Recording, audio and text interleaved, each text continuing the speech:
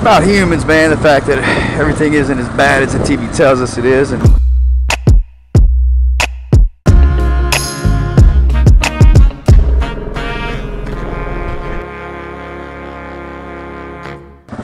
this is Billy's store, Moto ADV. Up to Moto Church. We're out here in a hidden canyon, having a blast. It's some crazy terrain, and it's a location I can't really share. I was asked not to by the locals. It's like hard pack and soft, but the hard pack does not always remain hard packed. Like you can be going through a section like this, and all of a sudden it's just BAM! And so you gotta be vigilant. Maybe y'all get lucky if you're watching. Maybe y'all get lucky, I'll go down. I mean, not that you want me hurt, but you know, something about a train wreck. So we're traveling across the country with our family, kind of shooting an ongoing documentary thing about humans, man. The fact that everything isn't as bad as the TV tells us it is, and so far we're dead on right, and all that stuff's coming up next week.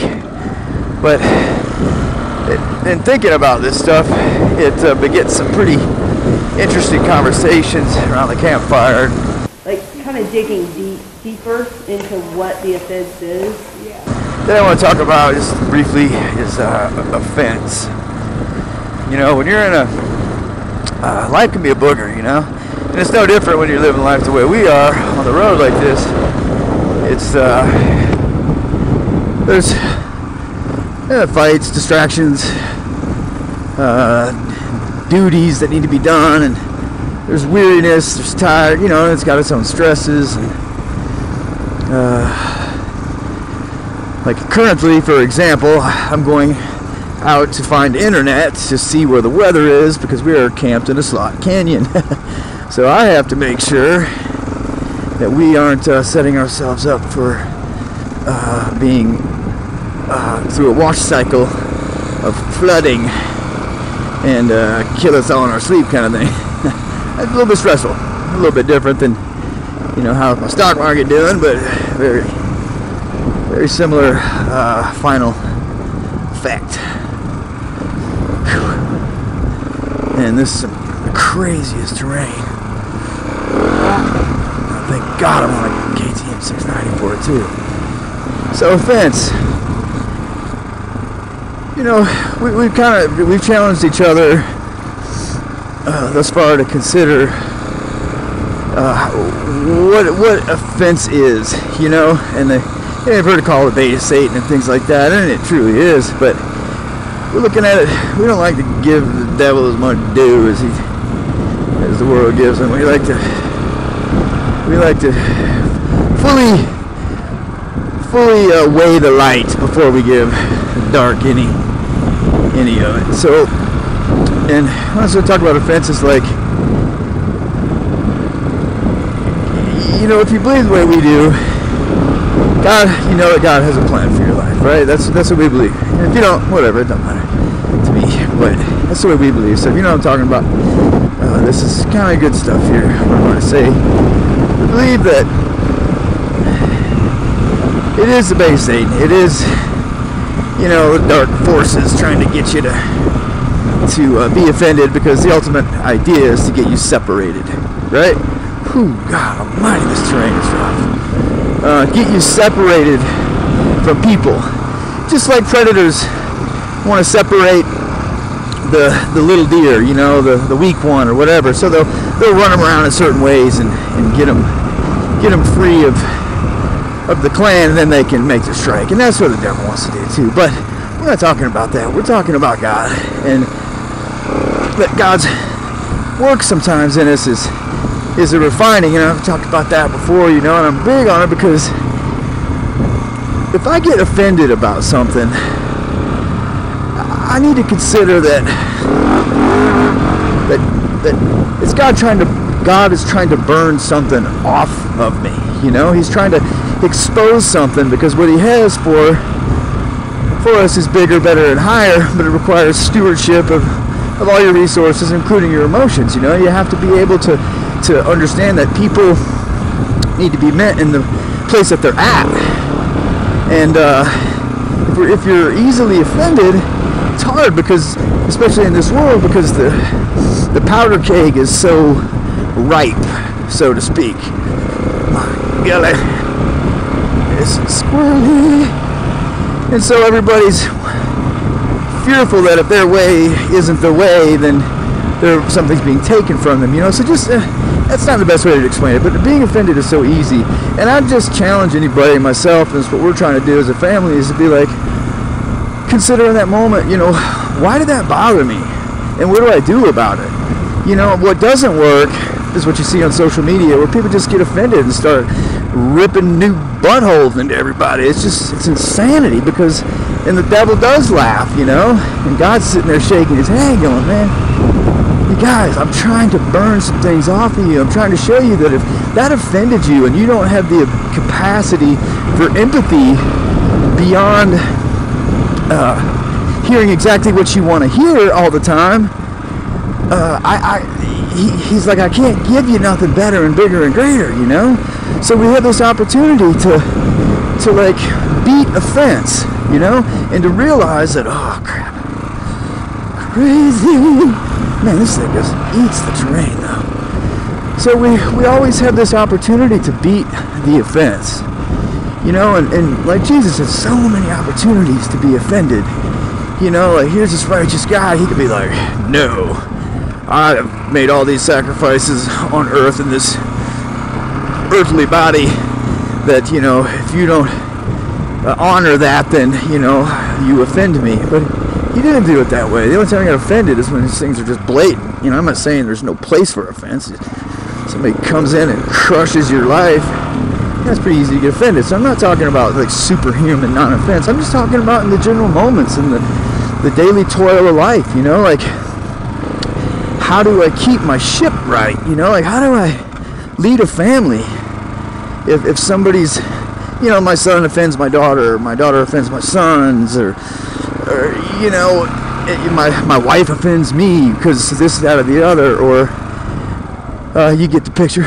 Whew, that was rough.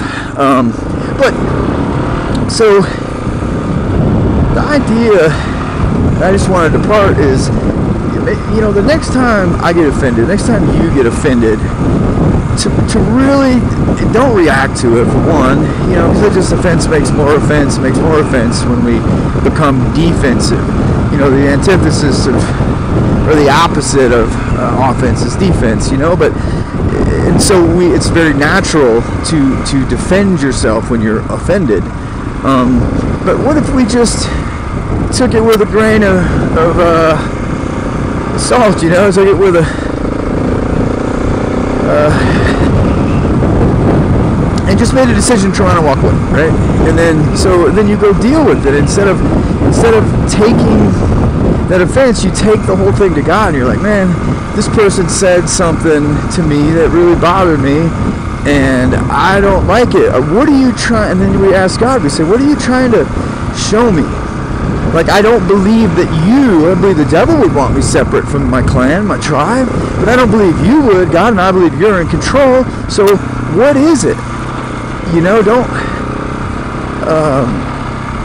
even if you don't know or you don't get the answer, you took it to God, so you become of service in that way. And you become of service to the kingdom in that way, because you're taking things to the king. You know, back in the olden days, this is a good picture of that, is the king was there for a reason. And, you know, they had bad kings too, but just in the earthly metaphor of a king, the king couldn't have a bunch of people running around Wild West making laws and doing things. He had to keep his ship together, you know, he had to keep his kingdom right. And so when we take those things to God, instead of just reacting in the streets, we are fortifying order, you know, and not, you know, fascist order, but just order, you know, the order of nature, you know, the rabbit eats the grass, bear eats the rabbit, lightning strikes the bear, you know what I mean? There's an order of things, and it works that way. And so I'm saying that if we want to fall in that order and not live in offense, we begin to take those things to God, right? Because you've seen somebody, people will say something to them, and they don't get offended, even if it was something hurtful. And we need to look at those people, and we need to understand how they were able to do that. And that doesn't necessarily mean they're able to do things better than you all the time. I'm just meaning in that regard, that is something that is a valuable life skill, to not be offended. And so the way we, in my family as believers, the way we take that, we're trying to take that, is to take those things to God and pray about them and say, man, what is it in me? Because we're suspect, like I said, we're suspect that it's not the work of the devil. You know, like, he doesn't get that. He doesn't get that real estate in our city, so to speak. You know, it's God trying to do something, trying to make us bigger, better, stronger. And so that's the spiritual aspect.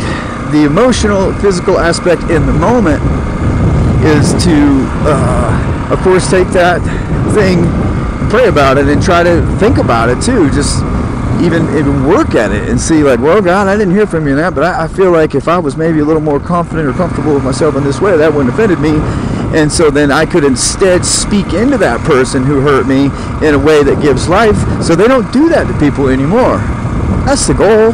You know, that's how a tribe is formed, and I believe that's what we're made for, and we all want. Another story entirely right there. But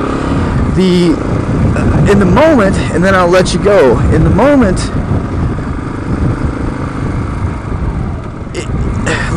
there's a way to counteract it. There's literally a way to another procedure, instead of just walking back into a fence like a dummy and missing the whole point. We can go back in and say, and you know what, in this moment, instead of being offended, ooh, civilization, I'm going to take that frontage road over there. In that moment, we can decide to pour into that person. Just even if you're pissed, you know what I mean? Just be like, no, not today. I am literally going to laugh off the offense and lift this person up, and maybe try to understand why they're in that space where they would say something offensive, and try to leave them with something good. Not like it's our job or our thing that we have to fix everybody or anything, but just we have to pour into the kingdom as believers, and that's one way to do that. And what I've found when I'm successful in that is a peace.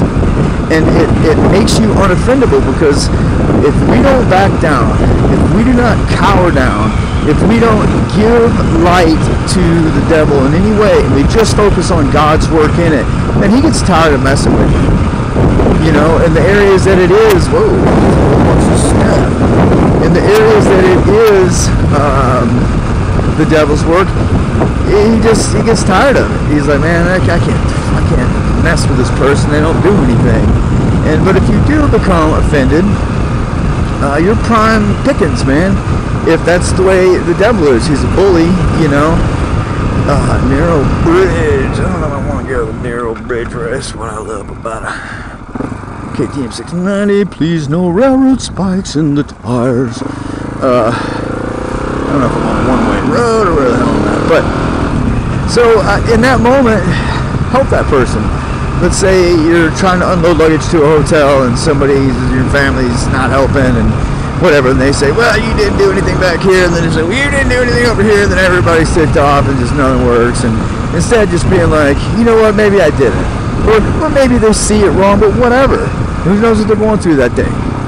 And so those would be the two challenges, and I would just that's cool. I would just encourage anyone to consider those, because it feels a whole hell of a lot better than offense, let me tell you that. And there's probably more I'd like to say about that, you know, but I just want to reiterate, you know, Story Moto ADV, we're traveling across the country as a family, and it's tense at times, and we've really had to look at the heart of the matters, and it's causing a lot of healing. It's causing a lot of heart stuff too. Whoa, what a trippy old house. Where the heck am I? it's causing a lot of trippy stuff, or trippy stuff.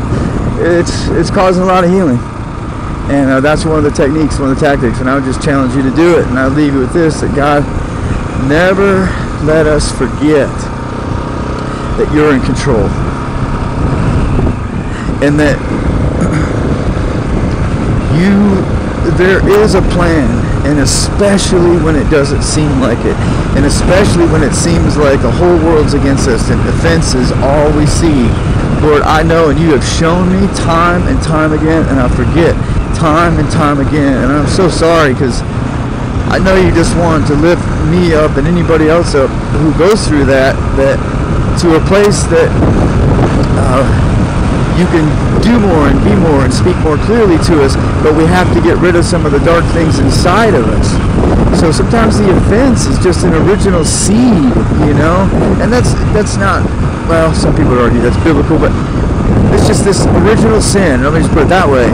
And you're just trying to slowly get it out of us. And if you could just take it from us, we wouldn't have any free will, and faith would be an empty thing, right? So Father, I would just pray to anybody, or pray for anybody out there, that extend grace, and then watch what that does for you in those moments. We have to do something about it. A faith that is capable of grace. And Lord, I just ask that you would just, if you could leave me with anything on this little ride, that leave anybody with anything. It's just the idea of grace, Lord, and the value of it. We do love you, Lord, and we seek for a heart like yours.